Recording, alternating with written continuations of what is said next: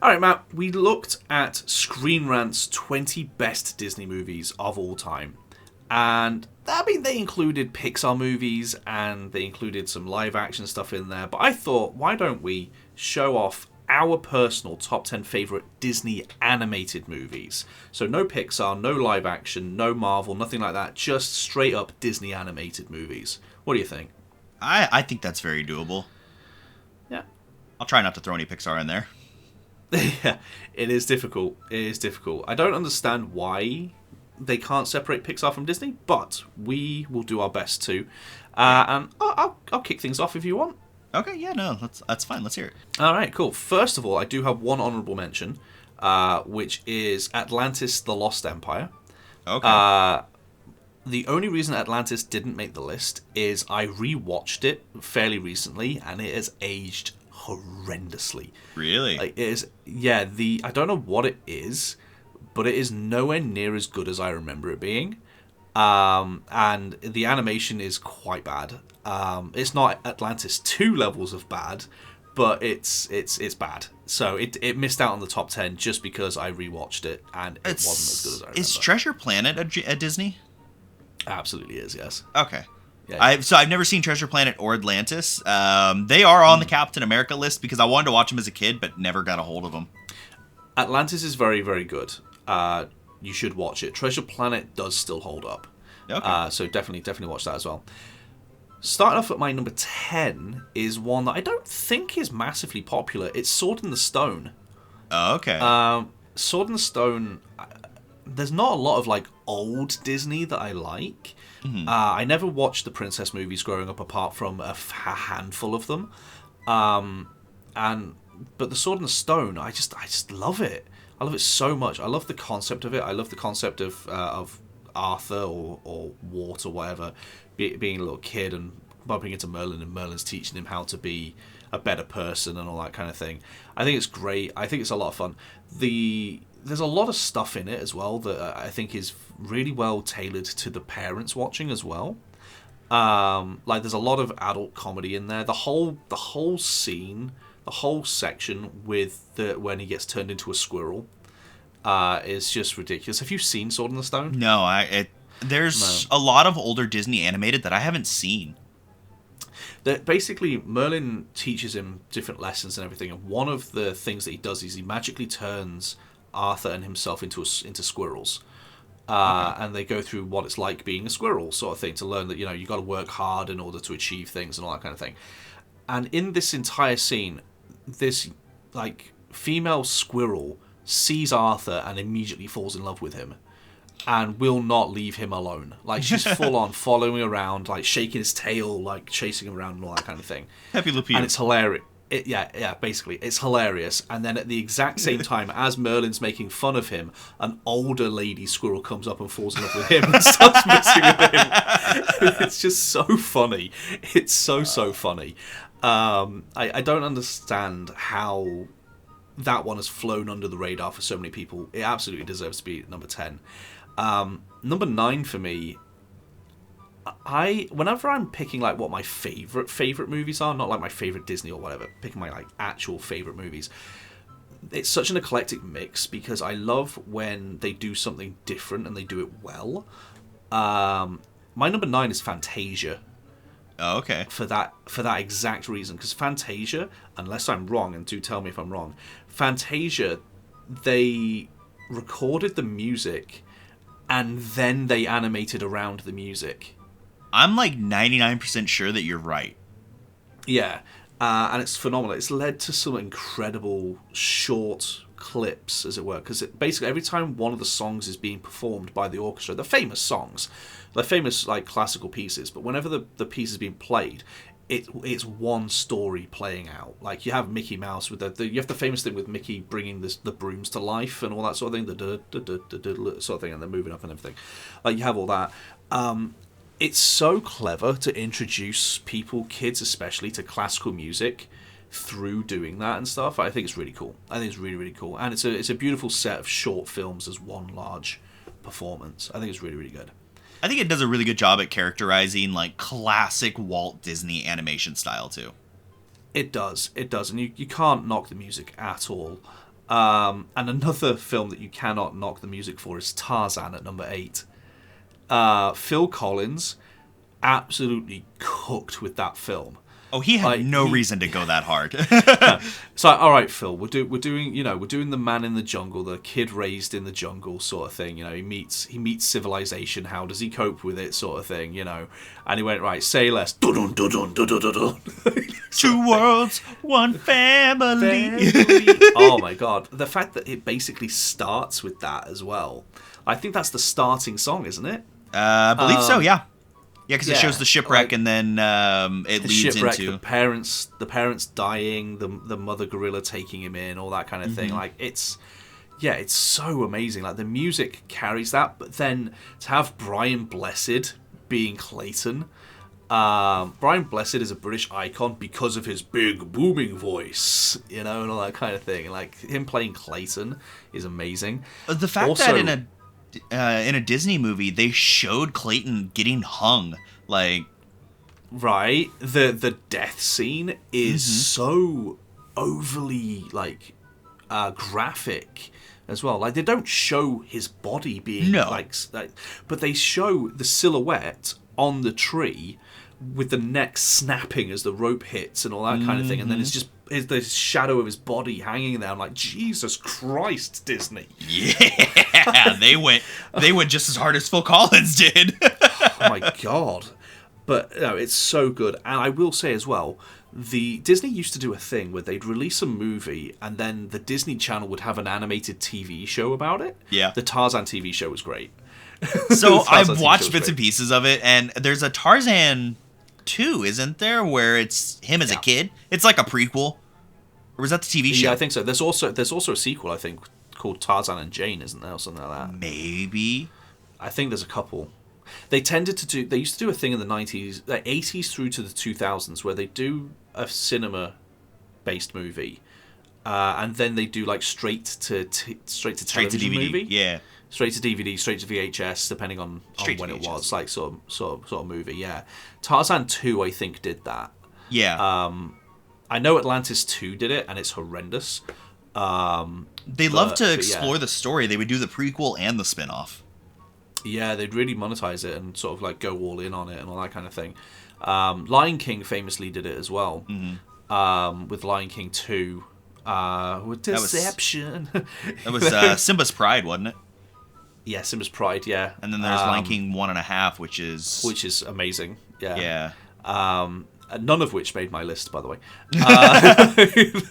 But yeah, they're all great. It's really hard to pick a top 10 Disney when there's like 100 Disney animated movies or something. There's like they've only been going for 100 years.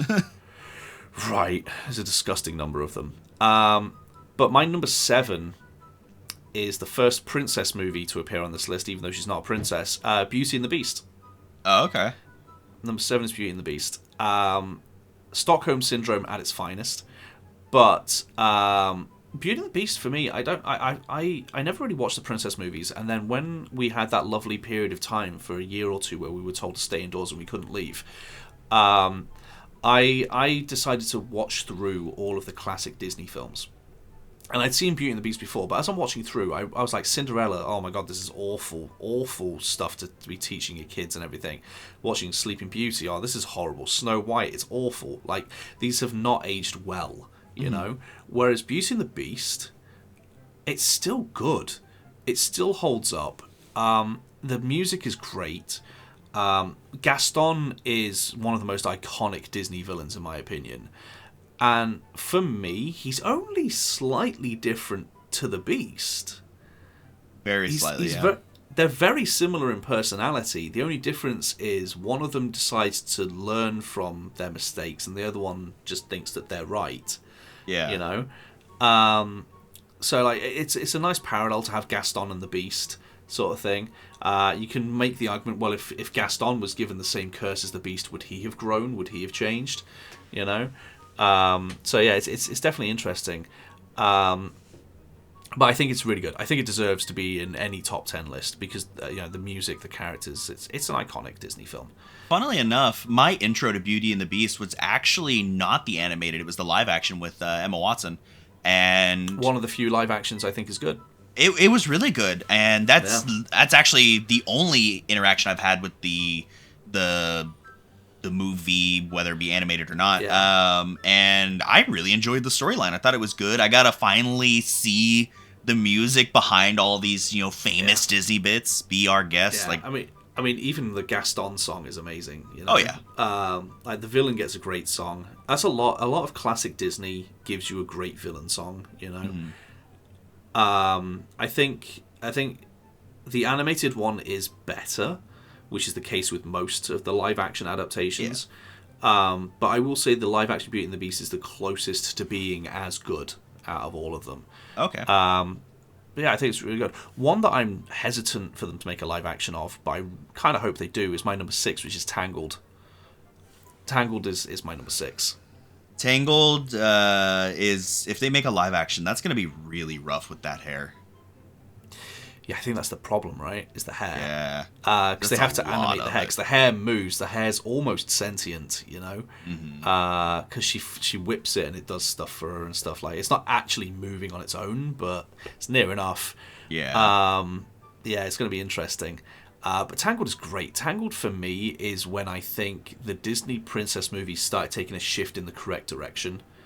Like, you'd had a few instances where we had, like, the princess not needing to rely on the prince and, like, the princess being her own person and everything. You've had a few instances of that. But I think, like, Tangled and Frozen and that sort of time is when they've sort of shifted away and gone, no. I mean, love interests, sure, but they're both their own people. They're both their own people. I think that goes with the progression of, humanity, because if you think about it, a lot of these older Disney movies are written in the, the 40s, 50s, 60s, 70s, where traditionally the woman would rely on the man in the relationship, but modern times, everybody's their own person. Exactly, yeah. I mean, like, don't get me wrong, it's the typical Disney thing of they've taken a fairy tale and they've altered it, But I think they've done it so well, and like Finn is amazing. Flynn Rider, right? Flynn Rider. Flynn Rider. Yeah, Eugene. I always call him Finn for some. Yeah, Eugene.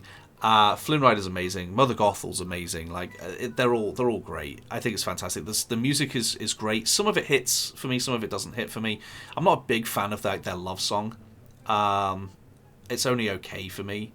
I think one thing that'll be really hard to animate is the frying pan. It's so intricate. The satisfying dong. Yeah. But I think it's great. Number 5 is from like the dark era, as it were, of Disney, where they kept like experimenting with weird things and they just didn't think that it ever worked. But people love them. They're classics now. In fact, I think quite a lot of my top 5 are that era. Number 5 is The Emperor's New Groove. Okay. Yeah, The Emperor's New Groove. Kuzco, Pacha, they're phenomenal. Is it David Spade? David Spade is old Kuzco, Joe Dirt. Yeah. I mean, it's amazing. Like, it's so good. The music is incredible. I love the style. It's completely different from anything Disney had done up to that point. Like, it's just so fun. It doesn't take itself seriously at any point. Like, wait, how did you beat us here? How did we do it, Kronk? Oh, you got me, sort of thing. Like, yep. Yeah, it's the beginning of Disney starting to make fun of themselves for their tropes, which they continue in things like Frozen and stuff, with like the whole like the twist villain and all that kind of thing, going like, this is the guy who classically she'd marry, but oh no, sort of thing, you can't get engaged to someone you've just met, that all that stuff from Frozen. They start it, I feel, in around The Emperor's New Groove. And it's just great. I mean, amazing characters. Very, very fun film. I just love it. I love it. It's a good classic. It's a great classic. My number 4 is an absolute fun experience from start to finish. The music is amazing. The characters are amazing. It's Hercules. Okay. Hercules. It's one of the... I feel like it's one of the slower burns of the movies. Like, the beginning of Hercules does take its time getting started. But it's the entire saga of Hercules condensed into like an hour and 20, hour and 30 sort of thing. Like, it's a lot of story just gone boom, You know, back when movies were 90 minutes. Yeah. Like it does take a while, but like all the music hits. I mean, the Gospels. Oh my God, the Gospels. You want to talk about like moments like for you were joking about like millennials tasting like romance and everything based on like cartoon characters and stuff. One of those Gospels, I can't tell you which one because I don't know their names, but one of those Gospels, I was like, oh damn, you know, Yeah. like they're amazing. They're amazing. Like the idea of having gospel singers and everything is great. If in the live action the Gospels aren't doing that, I am going to be so upset. I'm going to be so upset. Have we gotten a confirmed release date? Or no, they've confirmed that they've cast the characters. Okay. But they haven't. I don't think they've told us who yet. They need to announce Danny DeVito. I'm going to die on that hill. Danny DeVito has outright said he wants to do it. So he said, if I'm not in it, it's because they don't want me. Like that's what he said. He's outright said, if I'm not in it, it's because they don't want me. It's not because I don't want to do it. The fans will cancel it like they did Sonic. They're gonna get Danny in there. They have to. Right. My number 3 is another princess movie, but the princess isn't the focus. It's Aladdin. Okay. Aladdin is my number 3. Aladdin, for me, I know it's not everybody's favourite, and I know a lot of people that are going to be there going, oh, Robin Williams. Yeah, you're damn right, Robin Williams. Like Robin Williams carries that film. But apart from that, you've got Jasmine, who is one of the first princesses who carries her own weight. She gets stuff done on her own. She doesn't just sit there and let the prince do all the work for her. She's her own person. Aladdin is a great sort of like scoundrel main character. The genie is amazing. Like Jafar is a great villain. Iago is hilarious. My favorite Aladdin song is the first one, the One Step. Like One Step Ahead of the Bread Line, that one. Like that's my favorite one. Followed, but you got Friend Like Me, Prince Ali, you've Whole New World, which isn't one of my favorites, but you got Whole New World. There's so many. It's so good. For me, if someone says, "What's your favorite traditional princess sort of movie?" It's Aladdin for me. That's the one that I pick. It just goes along with the I haven't seen it list. I've seen. You haven't seen Aladdin? I've seen good chunks of it. It's always been on in the background, like if I'm at a relative's house. But that's the most surprising. I haven't seen it that you've said to me. Like I said, there was a lot of things that I didn't watch growing up. Okay. Well, I hope you've seen my number 2. I know you've not seen my number 1. My number 2 is it may not be my favorite traditional princess movie, but it's my favorite princess movie, Mulan. Nope. Oh, actually, you know what? I have sat through Mulan. You've seen Mulan, the animated one, not the live action. No. The live action disaster does not deserve to be spoken of in the same breath as the animated one. Animated Mulan is one of the best Disney movies that have ever been put out. Trying to think when. The original? No, like when I actually sat down and watched it. It was in my 20s. I know that. It's so good, man. Like Reflection, Make a Man Out of You, like all those sort of things. Like A Girl Worth Fighting For. Like I've seen, it's so good. I've heard it said by a couple of people now, and I 100% agree. The fact that A Girl Worth Fighting For is the last song in that movie, because up until then it's been your typical Disney musical, and then they get cut off abruptly as they're singing that song because they come into the village where everybody's dead, everybody's being killed. Like, they've come through and they've wiped out this village, and it's that moment of, this isn't a musical anymore, sort of thing. It's such a clever piece of direction to just have, there's no more music. Like, this is not that movie anymore. And from then on, it's just nothing but fighting and death and all that kind of stuff. It's so clever. And I mean, it's Mulan. It's the woman going against society and doing what she needs to do to protect her family. It's amazing. It's amazing. So I would say I saw a funny meme. It was saying, Mulan could have gone totally differently if when they're doing the "I'll make a man out of you" and he grabs her by the shirt. If he had just looked down, Mulan could have gone a lot differently. Yeah. Well. Yeah. Mulan is great. I know I know what they were going for with the live action of it, but they completely missed. They completely missed with it. What they were doing was they were going for the classic Chinese martial arts movie. Right? Okay. They have Jackie Chan in it? No, I don't think so. Oh, that's why they messed up. My experience of Chinese media from when I was living in Asia was that Mulan movie was basically Chinese martial arts movies. That's all it was. They've got the chi, they've got all that sort of thing. They've got the slow motion kicking through the air and all that kind of nonsense. Like House of the Flying Daggers. That's not Disney. That's not Disney. They completely missed the ball with that one. It's for me, it's the worst live action, and it's a shame because Mulan's my number 2.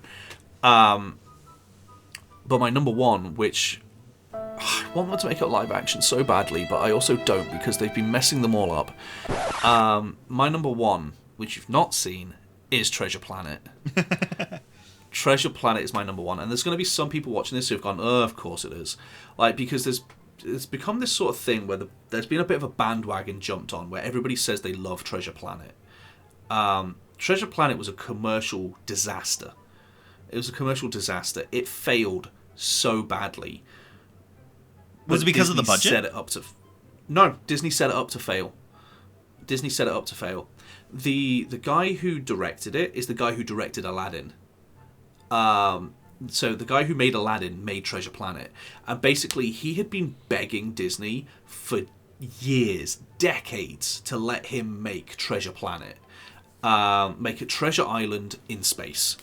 And they were like, no. And then eventually they went, okay, well, if you do Aladdin and you make it a success, we'll let you do it. And so he did Aladdin, they made it a success, and eventually they had to cave and let him do it. But they had no faith in the film. They ruined them. They did next to no marketing for it. Any marketing they did do, they spoilt the entire movie. They spoilt the entire movie in the trailer. They announced who the bad guy was and all that kind of thing. They did, and I know it's Treasure Island. You know who the bad guy is in Treasure Island, but not everybody knows. Not everybody knows who the bad guy in Treasure Island is. And they released it at like peak movie release time. Like they released it for like all the massive movies come out at this time of year. Mm-hmm. They did it then. So it was gonna get jumbled. It was never going to make it through the weeds, especially with how limited their marketing for it was. They set it up to fail, and it's a shame because it's a phenomenal film. I used to teach literature as my job, and Treasure Island is one of the most boring books ever. It is so boring. It's one of those I've never understood why it's considered such a classic. He can't write. He wrote Dr. Jekyll and Mr. Hyde. He wrote Treasure Island. They're both terrible. But they're good ideas, but they're boring. He's a bad writer, in my opinion. But like, as a result, there's only ever been 2 instances of Treasure Island that I thought have been amazing, and it's Muppet Treasure Island and Treasure Planet.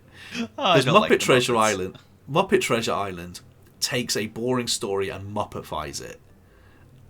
So it's instantly funny, right? And then Treasure Planet is just amazing. The Treasure Planet for me as well. The last thing I'll say about it is the fact that he had the vision to mix hand-drawn and CGI together is amazing. Like all of the space stuff, the ship, the nebulas, all that that is all CGI, and then all the characters are hand-drawn. So I've seen snippets of it, and I can see where the CG is, and I can say modern anime even now struggles to do that. Yeah, it's really, really good. And the music is amazing. Like the Silver's line about "you got the makings of greatness in you" will never fail to make me tear up. Like it's a beautiful, beautiful speech. Like the beginning bit with like baby Jim Hawkins, like little kid Jim Hawkins reading the storybook and like going like makes one's spirit soar, and it like zooms into the book and it into modern day Jim where he's like surfing on his solar surf and stuff. It's so cool. It's so cool. Absolutely, that one you need to watch. You need to watch it.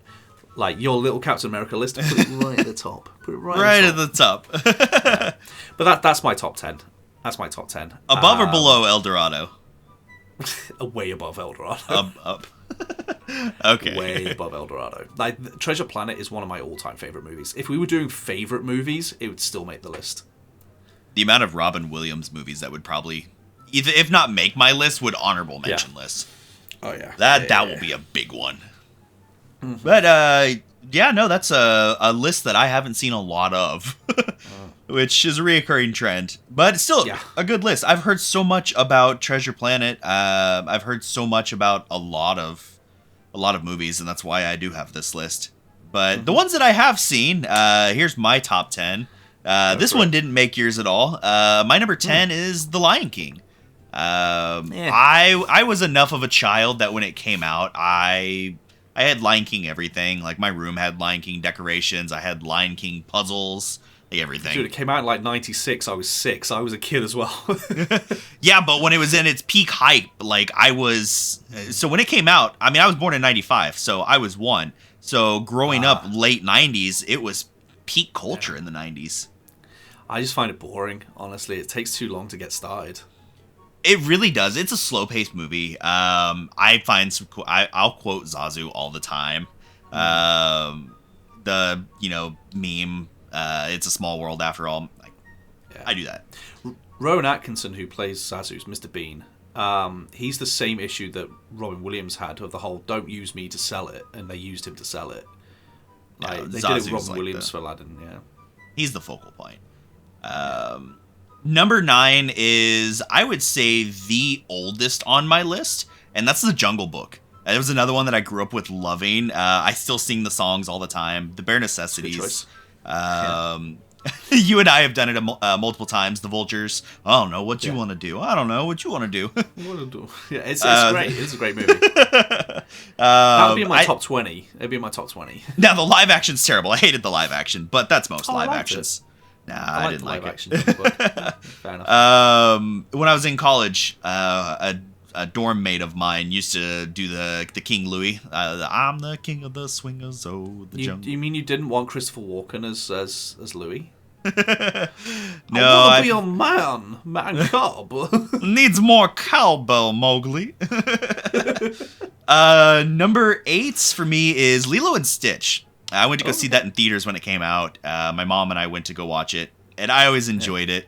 I think it's really funny. Did you know they actually had to change the scenes? When the plane is like flying through the city. Yeah, they had to. I didn't know that one. Okay, yeah. So the big spaceship the spaceship that's flying through. At one point, because of 9/11. Yeah, they changed it from a plane to something else. So I can't remember if they changed it from a plane to something else or if they changed the setting, but they had to edit it because a flying vehicle around buildings right after 9/11, which oddly, for the younger generation that haven't heard of it, big, huge event that happened in 2001 and changed aviation forever. It did. A lot of TV shows and movies had to very quickly change episodes or movies that they were doing. It doesn't surprise me that I know there's an episode of Friends that never aired where Chandler was going to be stuck in an airport and stuff, and it came out basically the same time, or was going to come out at the same time. The thing that I thought you were going to say about them changing it was Lilo hiding in the oven. They changed it to a dryer. Yeah, they changed it to like a cupboard or something because they don't want kids going into a pizza box. Yeah, it was like a cupboard with a pizza box is what they changed it to, I think. Something like that. Basically, that she hides in like an oven or a washing machine or something, and they're like, no, we can't have that. Kids will actually do that.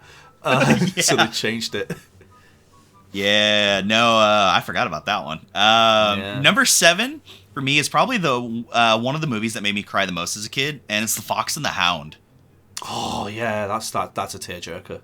Yeah, the wife still hasn't seen it. I'm like, come on, man. Like, that's such a sad movie. Don't care about the second one. Second one's but we'll always be friends forever. I think that's why I like Foxes so much. They're funny to me. Number 6, Zootopia. I think Zootopia is Fox. Yeah, I think it's a fantastic movie. I'm looking forward to the second one. I'm curious what they're gonna do with it. I want to see where the storyline goes. Yeah, I will say Zootopia is Zootropolis in a lot of countries. Because for some reason they changed the name. I don't know why. It's funny how different cultural differences will change things. I have no idea why they did it. It was Zootropolis in the UK. We know what a utopia is. Like, well, that's like Harry Potter. You guys have Philosopher's Stone. We have Sorcerer's Stone because Americans don't know what a philosopher is. Apparently. Magic. It's funny you mentioned like the cultural changes. When I was sourcing the pictures for our Pixar's list, and I had to find Up. Just one image of Up, it shows them hanging from the rope. I found 4 different versions of that where their lineup and their emotions change in each one.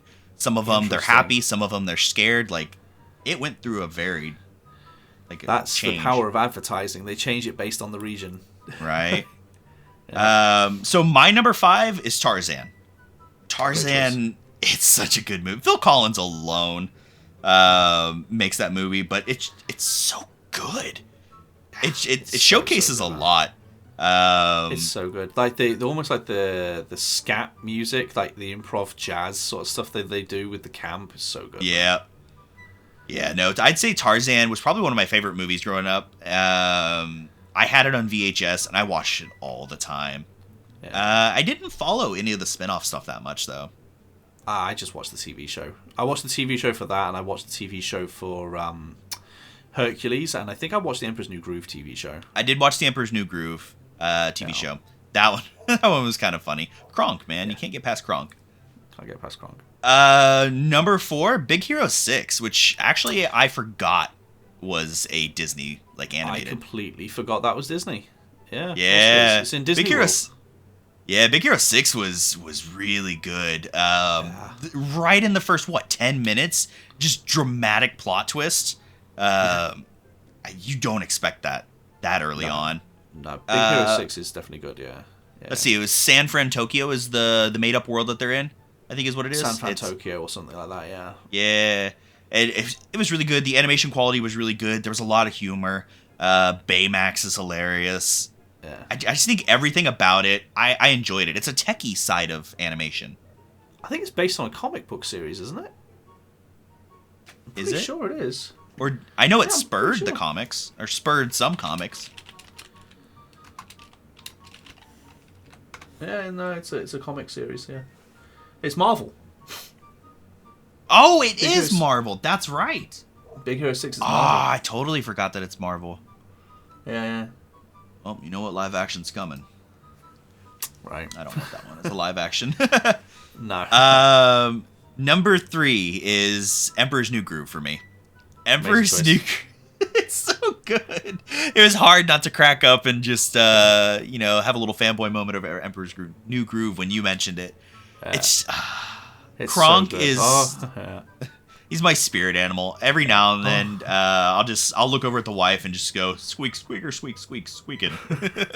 All right, the poison of Cusco, the poison chosen especially to kill Cusco's poison. Poison. The amount of times I've sent you gifs in our chat of just Kronk. You're right, it's all coming together. the number of times where I'm cooking food or whatever, and I have a timer go off on my phone in the living room, and I go, oh, my spinach puffs. No, everything about the movie is so funny. I think David Spade does a wonderful Cusco. Him and Pacha going back and forth. It is Pacha, right? Yeah, okay. Pacha. Yeah. I want to make sure I didn't butcher that. Pacha. Him and Pacha going back and forth. The waterfall scene, Big Dangerous Waterfall. Yep. Yeah. The little things in there as well, like the old person that he has thrown off the building sort of thing is Piglet from Winnie the Pooh. It's just so many little things like that. It's a great movie. I actually rewatched it a year ago, and it's still just as funny. I watched it a couple of years ago. It's really good. Number 2 for me is pushing back to our Pixar kick. I thought it was Pixar, but it wasn't. It's Encanto. I really enjoyed Encanto. I can see why you'd think it's Pixar. Yeah, no, that animation style is very, very similar. But I really enjoyed Encanto. I think the music for a lot of it was really good. The pacing was really good. And the only complaint I have about it is it's a very predictable, you can tell who the main, the bad is. Even though, Not really that bad.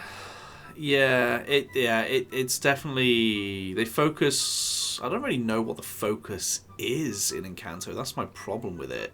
It's basically that everybody has their role, but they don't have to have a role. Yeah, it's an interesting one. I don't get me wrong, there is a focus. I've never been able to like put my finger on what the focus of the story really is. That's my only issue with it. Otherwise, it's a phenomenal film. Song wise, my only issue is we don't talk about Bruno. It just got played way too much. That's like Let It Go. Yeah. It got played way too much.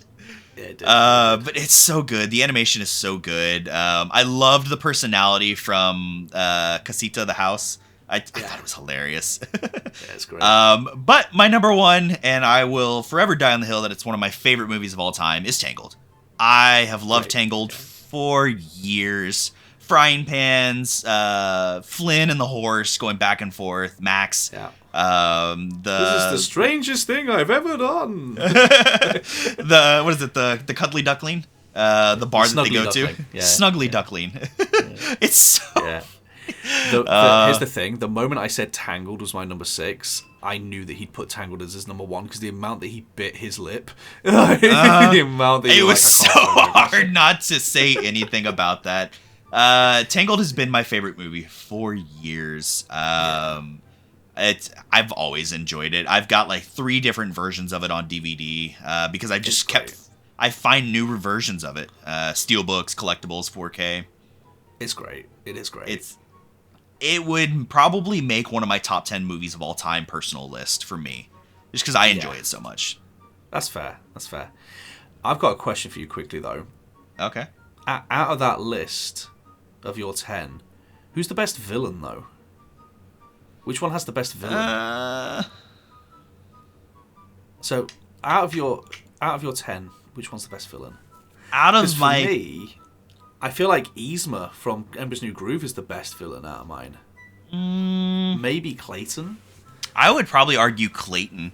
Yzma, I feel like she's a very minimalistic villain. She's one of the most aggressive villains. I mean, completely wanting to poison and kill him off. But, I mean, again, Clayton.